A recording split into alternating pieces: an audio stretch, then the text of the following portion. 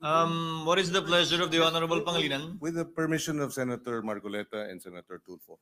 With the permission of the gentlemen who have the thank you. floor, Senator Pangilinan may proceed. I may be mistaken, but I think the 19 million is palay. Igigiling pa yun. And 60% of that 19 million metric tons of palay becomes rice. So it's about 11.9 to 12 million na bigas. Kaya yung importation mo, yung consumption is 15 million bigas, 19 million yung palay.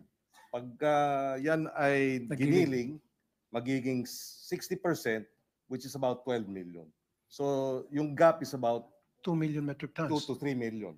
So dapat import natin no more than Well, 3 yes. million. Dapat, if we go by that Pagka ganon, yes. statistics, those numbers. hindi 5 million. No? Okay. So, well, again, we will have to check the data, but I think that's... We have to check the data, Mr. President, because what I got, hindi po pala ito. Because alam ko po ang conversion rate, 67% po ang conversion rate mula sa palay sa pagiging bigas. Kaya nga po ako'y nagtaka, kahit na halimbawa gawin po nating palay ito, mataas pa rin po yung production kaysa sa consumption.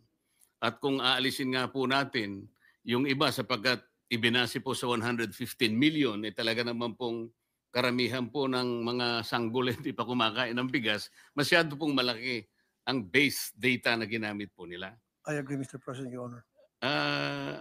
Mr. President, Your Honor, alam po ba ninyo na wala pong continuing o permanent commission para sa agriculture? Hindi po kagaya ng EDCOM. Meron po tayong Education Commission na ito po ay created by law. Kaya po ito ay tuloy-tuloy na nagagampanan nila yung pagsasakatuparan ng pagre-review, pagre-revisa yung progreso ng ating educational system. Ganon din po ang kuryente. Ang energy sector po natin, merong itinalagang JCEC kung tawagin. Ito po yung Joint Congressional Energy Commission na ito po ginawa rin ng batas. Pero ito pong agriculture, Mr. President, Your Honor, baka magtaka kayo, yung kauna-unahan po na joint commission o joint resolution ay nangyari lamang po sa pamagitan ng isang ang Congressional Commission ay ginamit lamang po ay Joint Resolution number 1. Hindi po batas.